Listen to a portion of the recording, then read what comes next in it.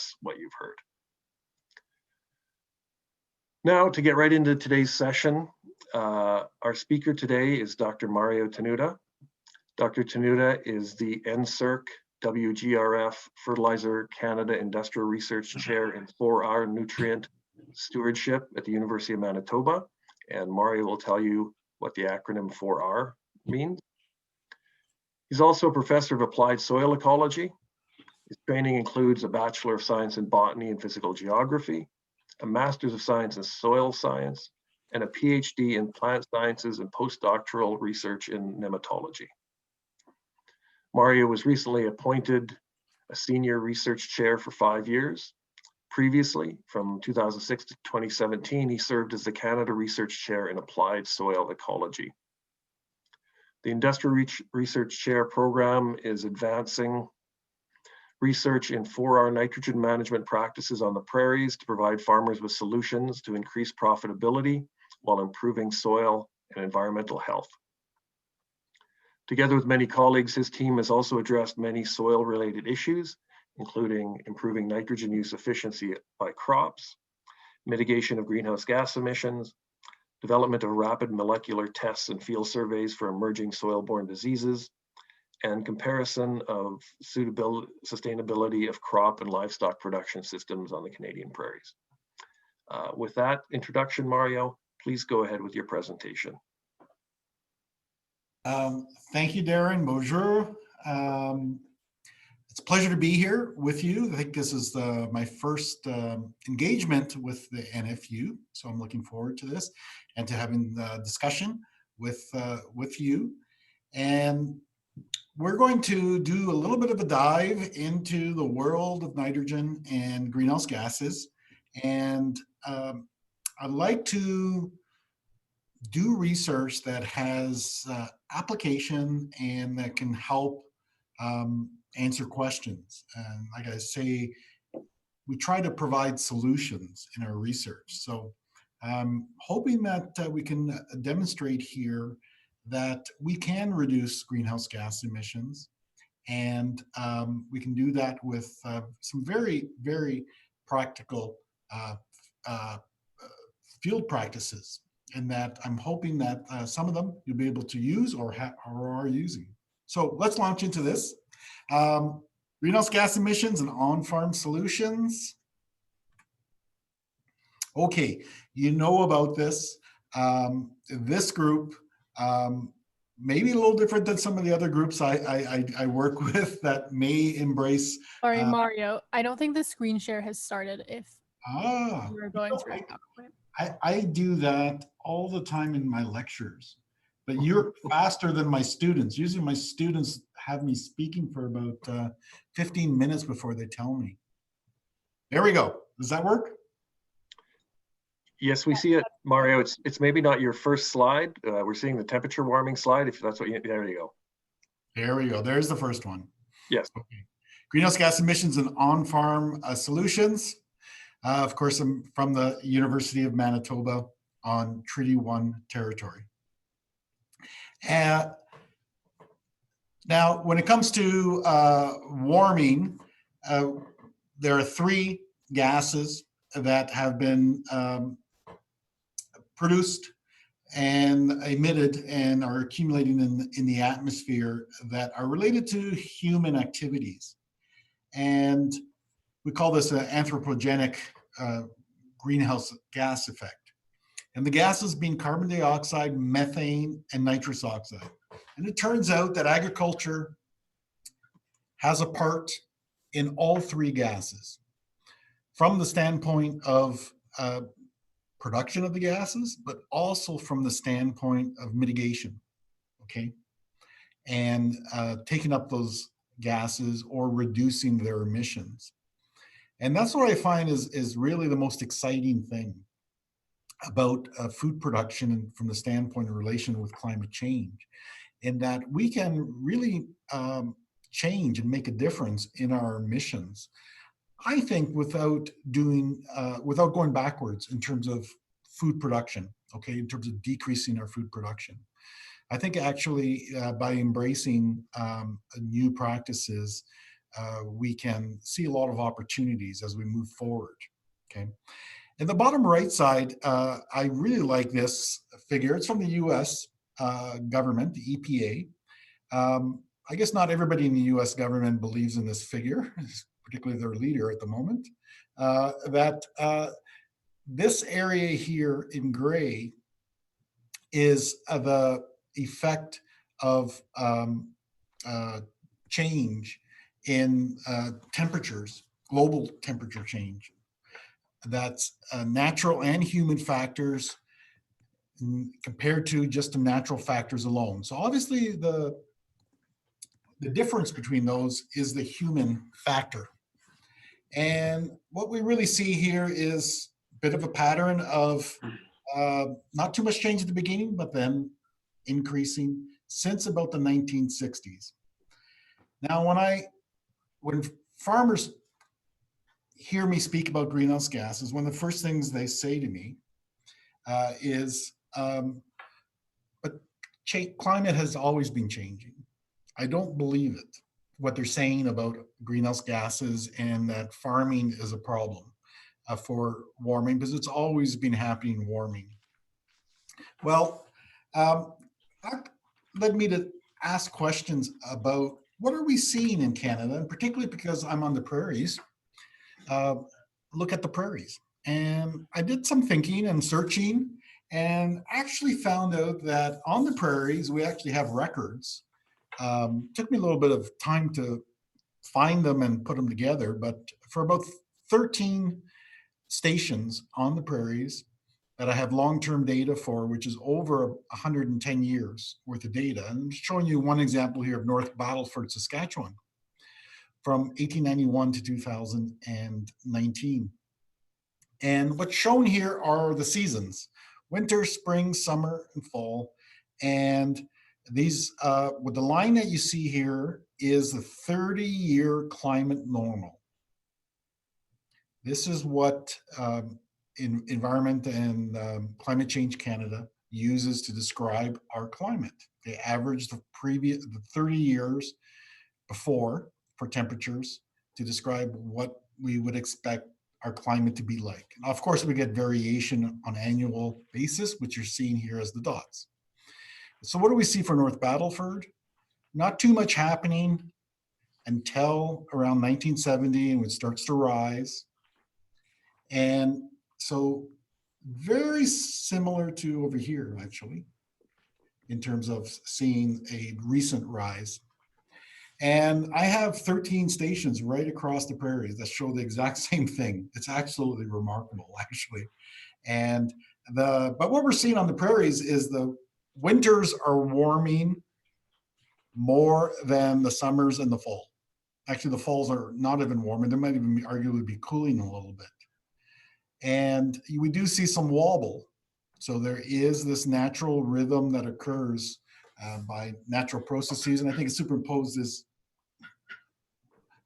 emissions and causing temperatures to warm.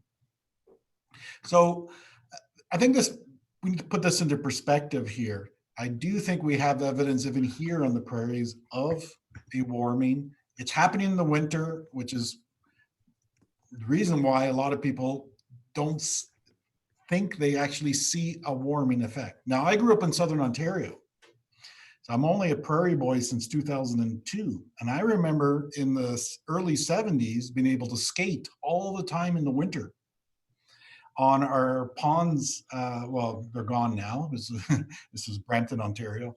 So now it's very urbanized. But I remember skating all the time outside. Now nothing freezes. There's never any snow. Okay. But on the prairies, this warming, we're actually probably not even, maybe not noticing it so much because we have, it is cold in the winter. But we are warming here, that's for sure. All right, now we had those three gases. The gas that I'm going to talk to you most about today is N2O, nitrous oxide. Okay, and gas was discovered way back in 1772. That's when we started understanding about molecules and gases. Joseph Priestley. Now, nitrous oxide is a gas that humans have used for quite a while. If you're into speed and fancy cars, well, you can jack up your car with nitrous oxide and have it go real fast. There's some tanks in the back. Be to a dentist's office and be knocked out, laughing gas is commonly used. N2O, which is laughing gas, is commonly used. It's used as a recreational drug, and it's used to whip cream. Okay, so if you like whipped cream in a can, the propellant in there is nitrous oxide. It makes nice bubbles. The more whipped cream you use, the more emissions of N2O you are personally contributing to. So these are just some little facts. N2O is a very commonly used gas. Now, in terms of its greenhouse gas effect, the thing about N2O is that it's not produced in huge quantities, not even in agriculture, but it does have a very important or significant footprint on warming. And that is because N2O is about 300 times more powerful than carbon dioxide in warming the atmosphere.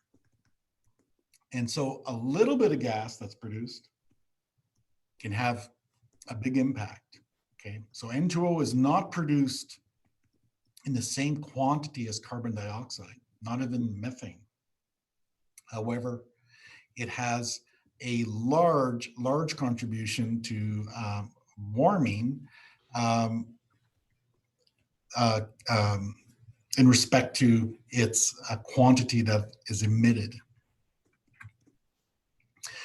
We do a deeper dive into emissions, and this is for Canada. We look at the dominant gases that are emitted by our activities. The vast majority is carbon dioxide from fossil fuel use. Then comes methane, and methane, part of that is from agriculture, from ruminant animals and manure storages. Other methane is coming from natural gas exploration and utilization, and from landfills. 5% of the warming gases produced in Canada in terms of their effect on warming is nitrous oxide, so 5%. Now, you might say, well, 5% doesn't sound like a lot, right? In terms of contribution to warming for gases emitted by Canada. However, 3/4 of this gas that's emitted, of the N2O, is related with food production. Okay, so we, as producers of food, we are the dominant activity that produces nitrous oxide. So I wouldn't call it a point source. We're not a point source emitter. However, we're a sector that by our activities and changes in our activity, we can make a significant drop or contribution to reducing these emissions. Now, let's learn a bit about N2O and what's involved in its production, because we need to understand how it's produced to figure out how we can make a significant contribution to reducing its emissions. We're going to split this up into two compartments. One compartment is I'm referring to as the direct sources. And that's what these here, this stack of different nitrogen sources here. Anytime any of these things are added to soil or happen in soil, N2O is going to be emitted. There's nothing we can do about it in terms of N2O has to be emitted. We can control how much is emitted.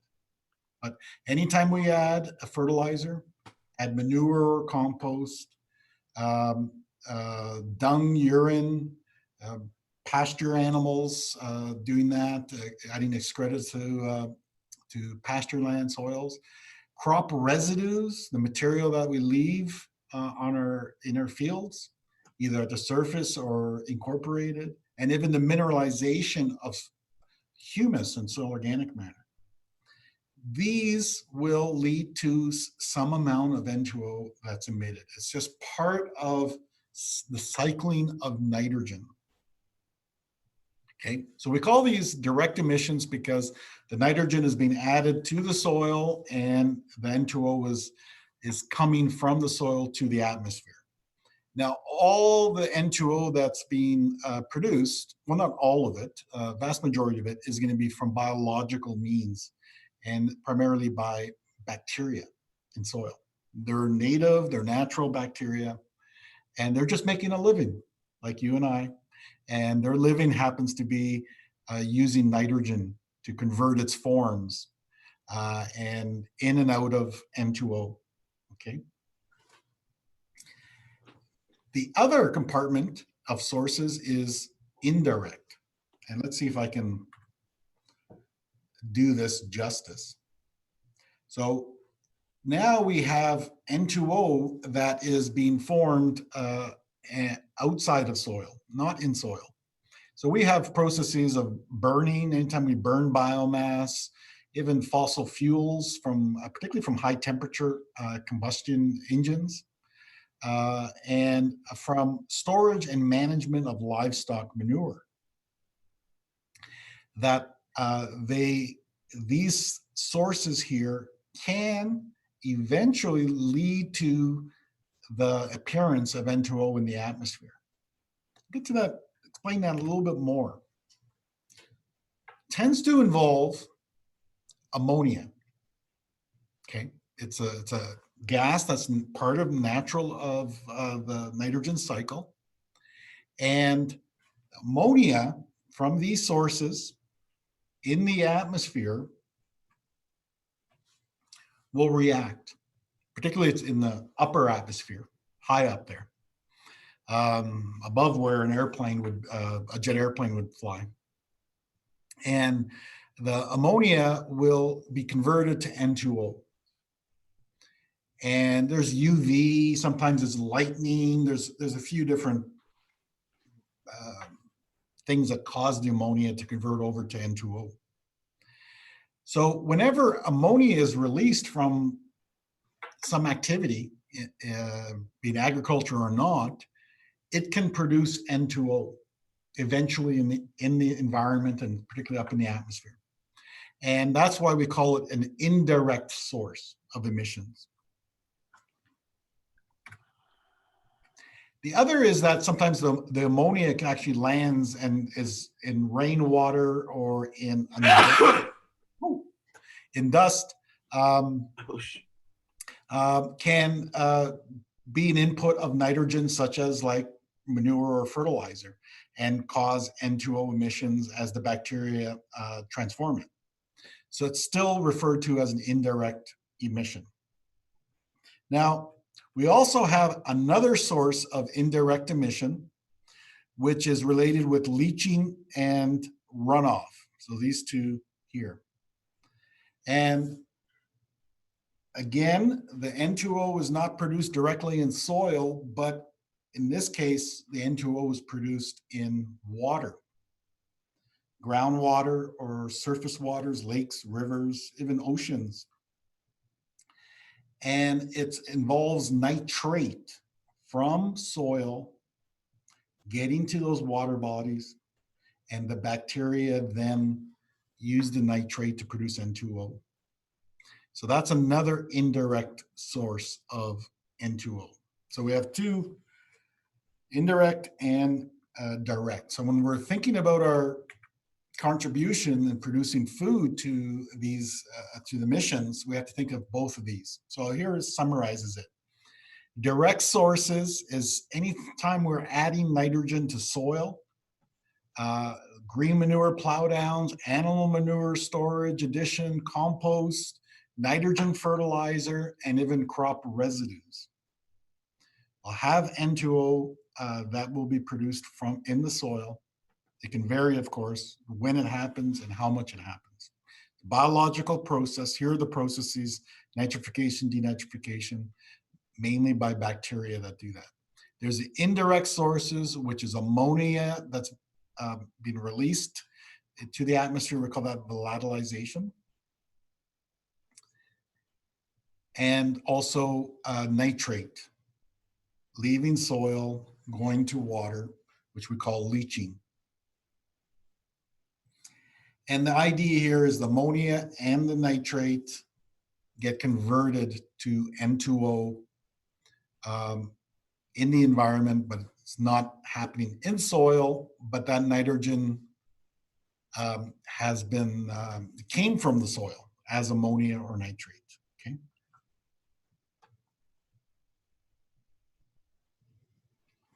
So in terms of these losses, let's put them into perspective and why they matter. That gas, N2O, a field, agricultural field, doesn't emit that much gas of N2O, about half a kilogram to maybe 4 kilograms of nitrogen per hectare per year.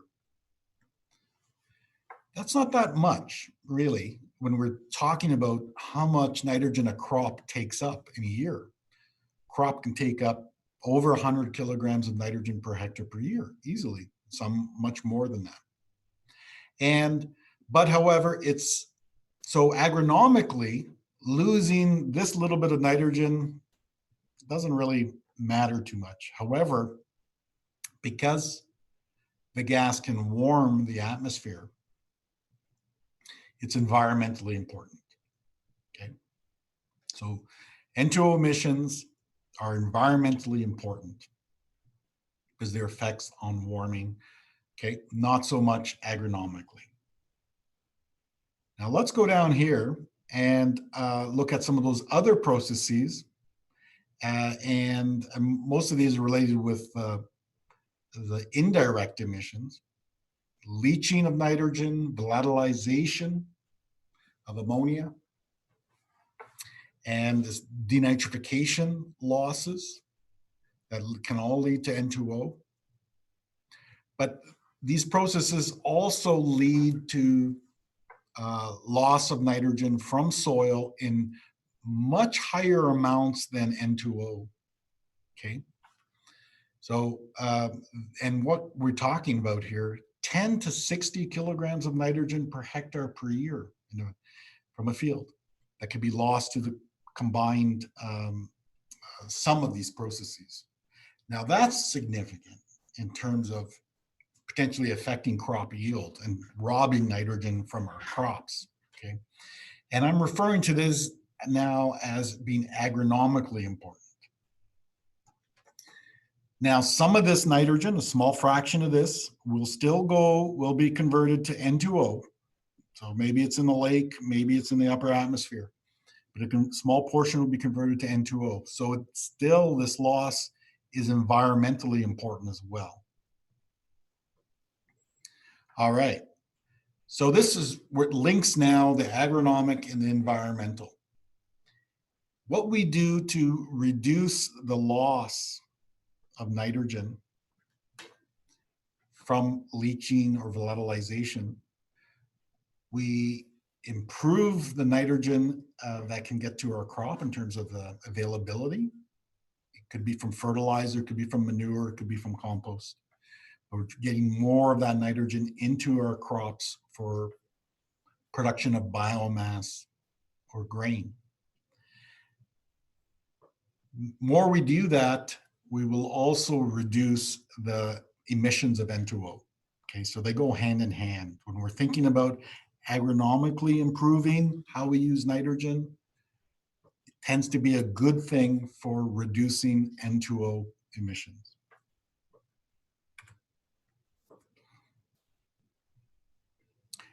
So I mentioned quite a few portions of the nitrogen cycle. Let's look at the nitrogen cycle. Let's take a look at it from this standpoint, starting here with addition of fertilizers such as urea.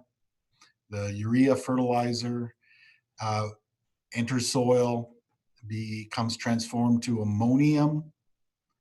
The ammonium can be taken up directly by plants. It can be stuck to clay particles. It can be converted into soil organic nitrogen in terms of humus. If the soil is building humus, then some of that will be taken up.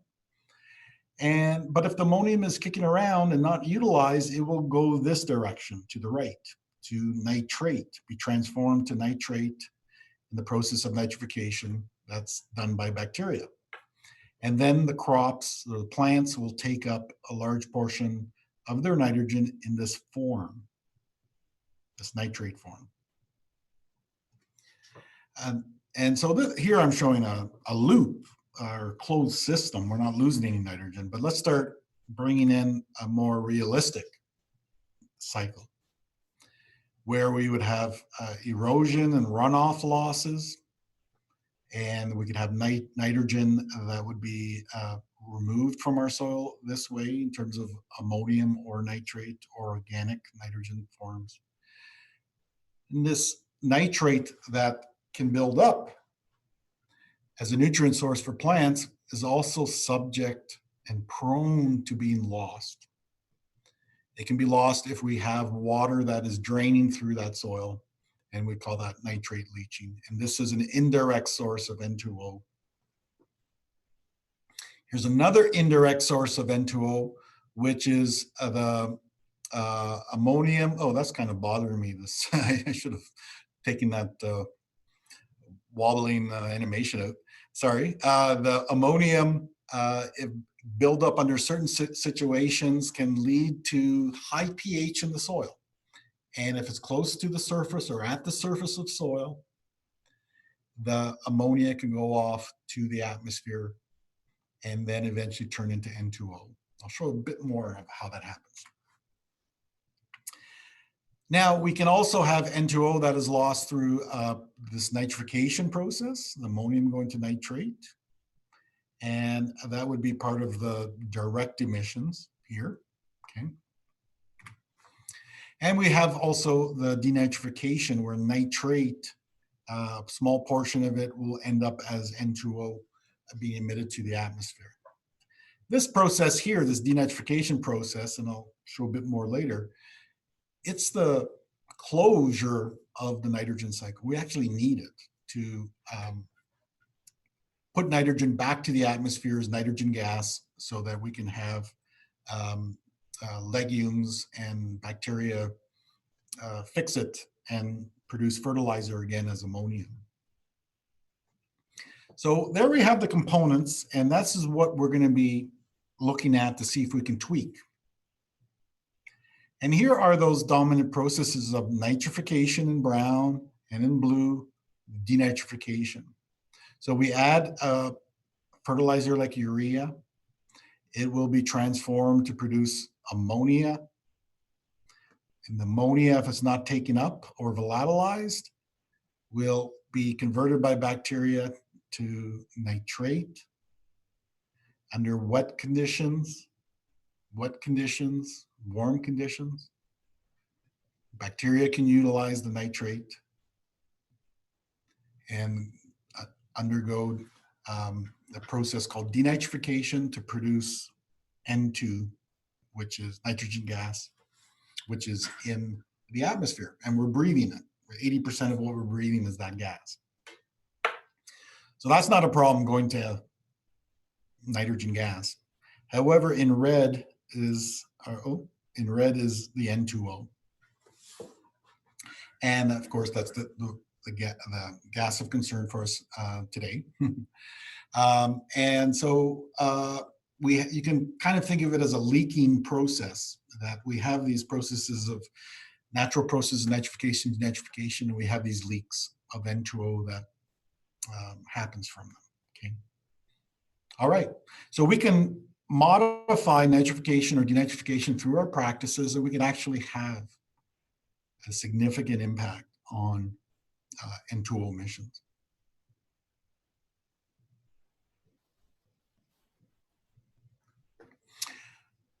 Bit of a complicated slide here, I admit. I wanted to kind of reinforce what ammonia volatilization is. So here's a fertilizer, here's urea added to soil at the surface. There are natural enzymes, microbial enzymes in soil that are all present in every soil. They convert the urea, and it's not like they're really targeting the urea fertilizer. Even a soil that has never seen fertilizer has a lot of this enzyme, because it's a natural enzyme that's needed to break down the nitrogen in dead organisms, including bacteria and fungi. So this enzyme will convert the urea to eventually to ammonium, and at the same time it produces alkali. So what I mean by that is that it raises the pH of the soil. And as the pH rises, ammonia forms from this ammonium, and it likes to go into the atmosphere because it's a gas, and off it goes. So if we have situations of putting urea at the surface of soil, even on the surface of plants, we would expect to see, realize a loss of ammonia. So we can use this to our advantage to reduce the loss of ammonia. Okay, how are we doing? Time check. We're about 33 minutes into your talk. Okay, good. I just wanted to make sure people are still with me. You know, this is the kind of thing sometimes you kind of give a talk and think you're just talking to yourself. So I just like to make sure that there are people, humans, listening to me. We've got 94 people listening to you right now, Mario. Awesome, great, excellent. So our interpreter says you're. Sorry, just the interpreter says your talking speed is fantastic. Much appreciated. Excellent, good. So one of the things that you're probably thinking about then is saying, well, okay, well, let's. Can we find other nitrogen sources that are not producing N2O? I said anytime we add nitrogen, we get N2O. Well, there is one means of adding nitrogen that I've seen and colleagues have seen that does not lead to an appreciable direct emissions of N2O. And that's through legume nitrogen fixation. And so here's an example of a long-term data set. We're still collecting data right now even. So this data set goes, I hope it's going to continue for another decade. And we're measuring N2O every minute in 4 fields just south of Winnipeg. And I'm showing you a portion of the data set. So this is a year that we grew corn and we added fertilizer. That's where the fertilizer was added. We got a spike of N2O. That red there and there's a little bit of blue there. It's a spike of N2O because it rained just before the spike of the red. The urea fertilizer plus the rain resulted in the bacteria doing their business and producing N2O. Next year, we grew faba bean, and there's no emission. There's really no emission there. We don't see a big spike. Well, we added no fertilizer. But, of course, faba bean is a legume that makes its own nitrogen, and a lot of nitrogen, probably fixed a good 150, if not more, kilograms of nitrogen, that crop, but there was no emissions. The following year, 2 of the fields had spring wheat that we fertilized, emissions. We planted alfalfa in 2 of the fields, no emissions. You don't see a red spike here. The following year, we grew rapeseed, industrial rapeseed, which is fertilized, spike. Alfalfa, no spike. Alfalfa fixes a lot of nitrogen, probably 200 to 250 kilograms of nitrogen, depending on how many cuts we're able to take for hay. And same thing, barley, we get a little bit of spikes there from the fertilizer from the barley, but alfalfa, no nitrogen fertilizer, and despite the fixation, no N2O emissions. Same as spring wheat alfalfa. Now we terminated the alfalfa and we went back into a rotation of annual crops the following year.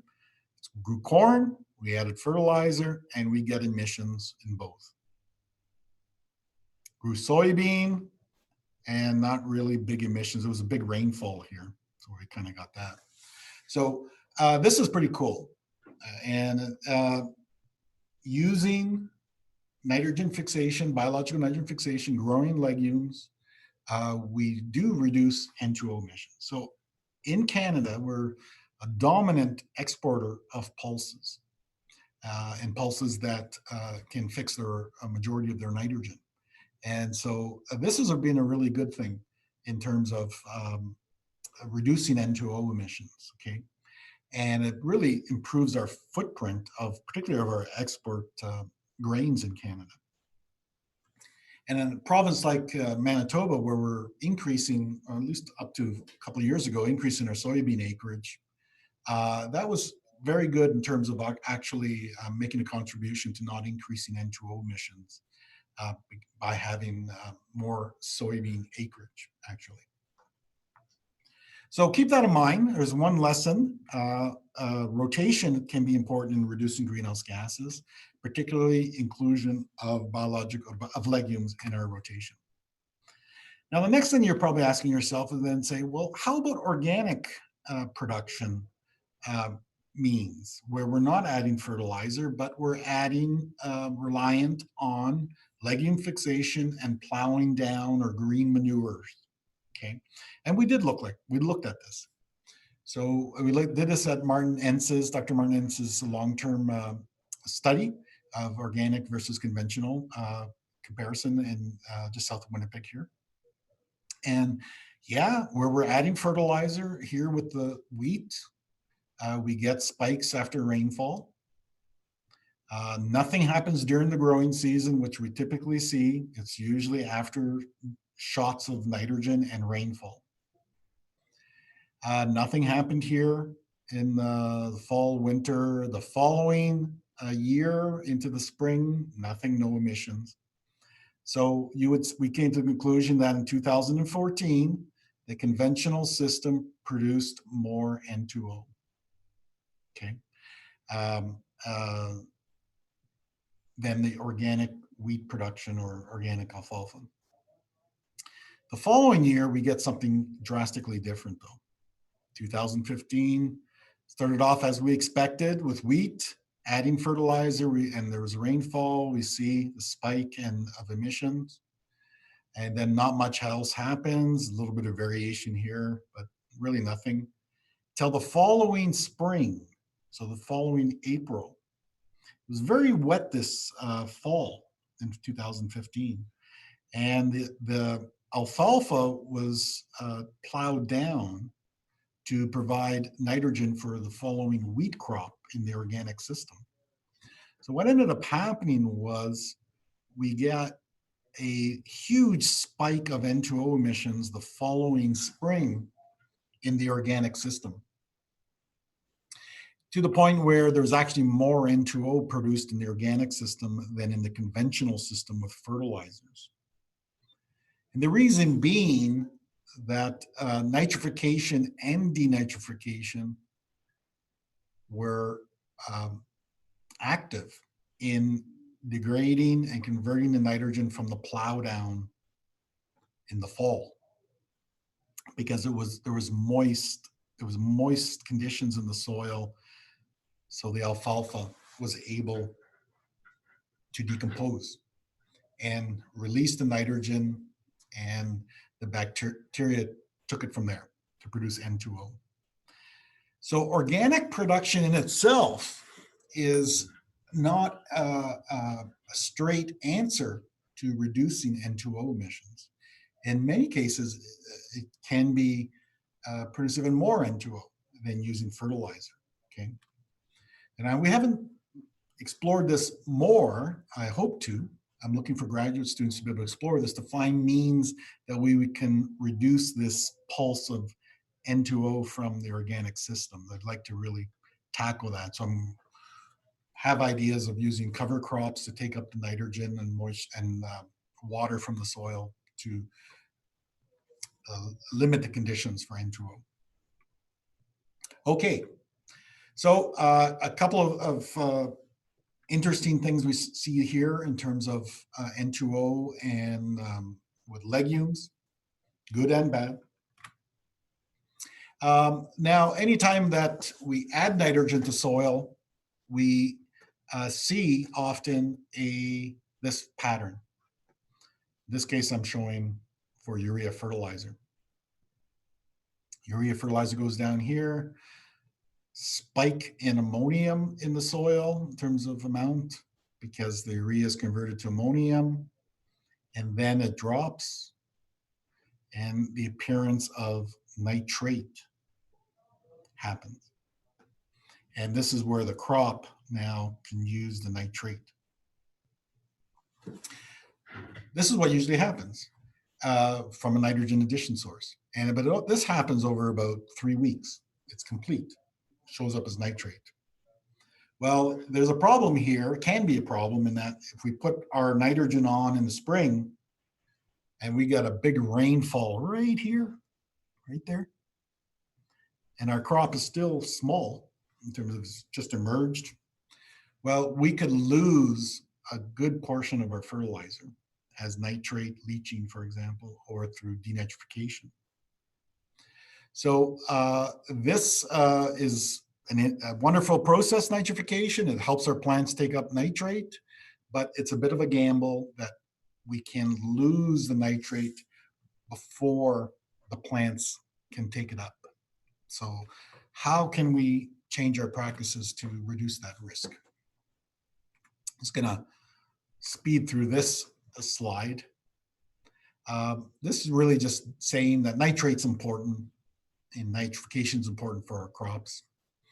Here's a situation line with no crop and the presence of nitrate increasing and then eventually being lost through rains and leaching in this environment. Here is the crop. The crop is taking up the nitrate, reduced its levels, okay? So once the crop is kicked in, growing and taking up nitrogen, it's gonna use that fertilizer and use it well, actually. It's the time before it starts to really grow that we need to be careful in terms of our losses. We don't see losses in the middle of the summer. We don't see losses towards the end of the growing season, okay? But this nitrate here, that if the plants aren't taking it up and nitrate's present, it can be lost through leaching. And that's what this study is indicating by the size of the circles by different practices. So this is the loss by this process of denitrification, and it's really controlled by moisture, soil moisture. So that's what I've shown here. Very wet conditions here, and that's when denitrification kicks in to produce nitrogen gas that we're breathing, but it will produce N2O as well when it's not quite super wet. Very moist, let's call it that. And nitrification in white will produce these gases under moist conditions here, okay? Ooh, under moist conditions. So water is really important here in determining if we're gonna have emissions or not and losses, and therefore rainfall is gonna be a big trigger, okay? And I showed that to you, those spikes and the effects of the plow down, the green manure plow down. It's under wet conditions that we see the N2O. So we can't control the moisture that much, right? We can't control the rain. And so we're going to have these spikes of N2Os. But we can, other practices to reduce the risk of losing the N2O. Okay. So I've been showing you some challenges here of dealing with the biology that's occurring and some of the logistics that we need to do to grow crops and feed them nitrogen. Another is this, and that is we've made tremendous strides in increasing food production. And for us, particularly on the prairies, exporting grain. Well, that production and that increase in production, those yields, are dependent on adding more nitrogen. So as our genetic potential increases for our crops, their nitrogen requirements increase. If we want to realize that improved genetic potential, we have to add and feed more nitrogen. They're hungrier. So in Manitoba, some data that I've done up, all our dominant grain crops are the nitrogen application rates are going up, and to keep step with increase in yield. So, and part of that increase in yield, of course, is because of the nitrogen. Take an example of grain corn, 1.5 pounds of nitrogen more per acre per year.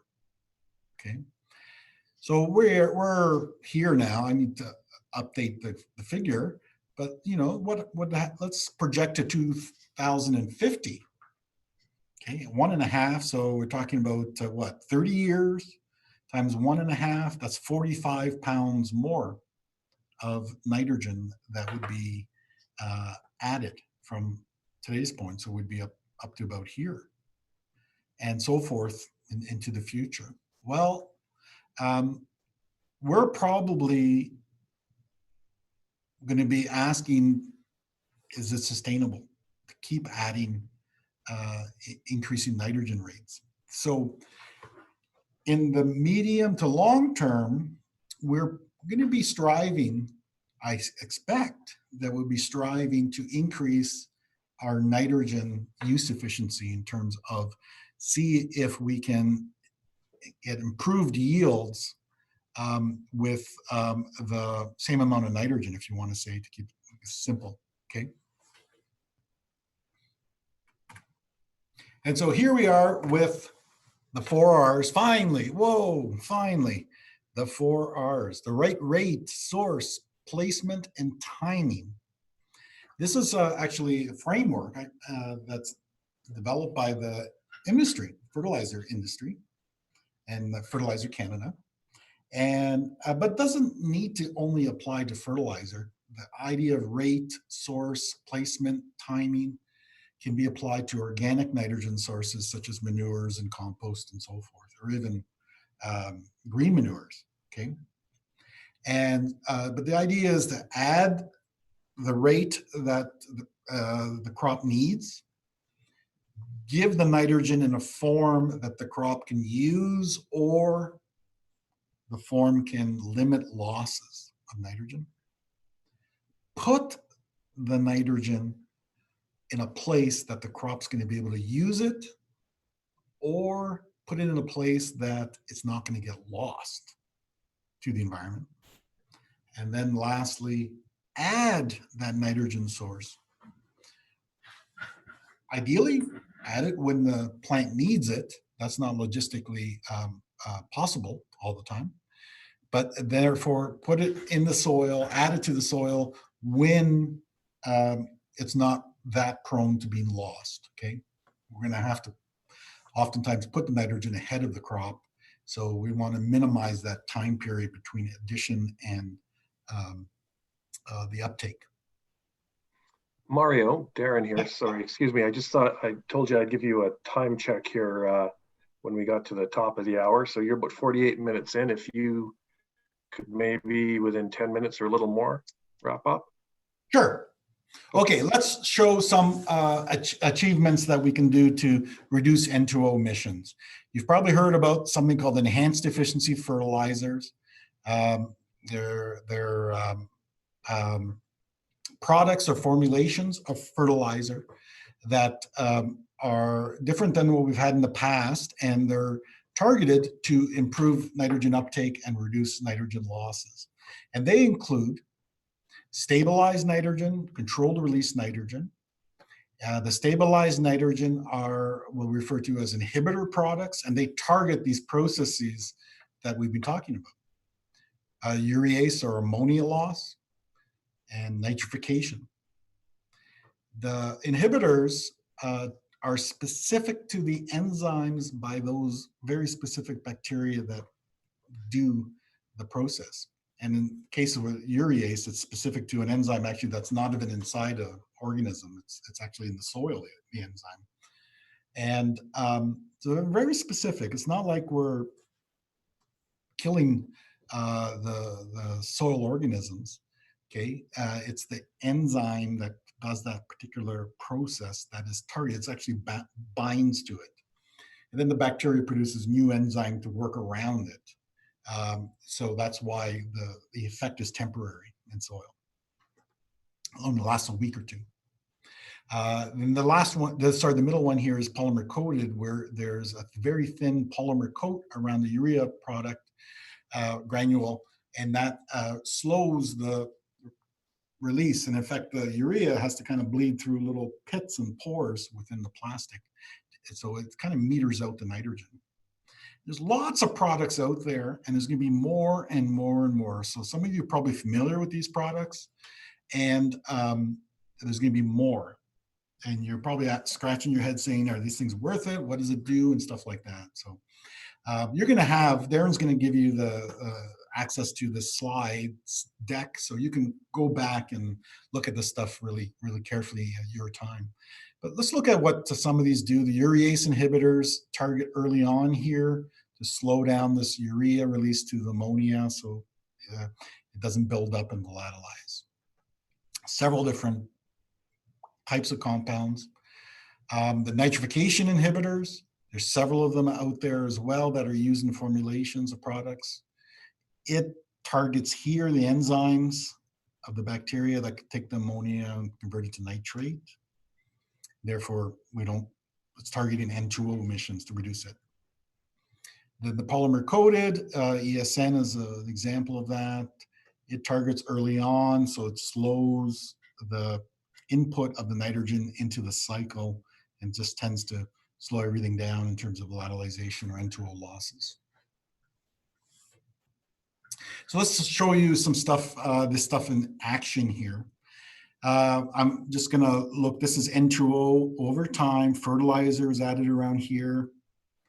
This data in Ontario, Ridgetown with a colleague, David Hooker, and this is grain corn. You can see the urea emits N2O the soonest because it enters the nitrogen cycle the fastest, where we have the ESN, or the polymer coat, which slows down the release, or the super U, which inhibits nitrification and urease. We don't get it, the N2O being emitted early on, because it's slowing introduction into the nitrogen cycle, okay? Now, if we don't have that much plant uptake, we can still have some N2O emitted later on, and that's what's happening here with the ESN and maybe with the super U here. In a site in Carmen, Manitoba that I ran, you can see it very clearly, the nice differences here. The urea, really big spike, and then of N2O. The ESN, nothing, not that big spike early on, but a little bit later because it's delayed release. And the super U, really nothing in terms of N2O. It was very effective, okay, to reduce the N2O emissions. So these inhibitors really work. Or the polymer coated can work to an extent as well. Here's a nitrification inhibitors as well, showing multiple sites reducing N2O emissions. This is with wheat. They work. We can get 30 to 50% reduction in a year of N2O, okay? So they really do work. Now let's look at ammonia losses. Products, these are the urease inhibitors. Here's UAN, urea ammonium nitrate liquid solution. being dribbled onto the soil surface. Here's the progress of ammonia. The higher the level up here means the more ammonia that event was lost from the soil. We can protect the nitrogen by adding a urease inhibitor. And you can see it's reduced the ammonia loss by 50%, by half. Let's look at the nitrous oxide emissions by these with these inhibitors too. Here's the normal product, solution of nitrogen. Here's the product with a urease inhibitor. Even it has lower N2O emissions. I was surprised by this.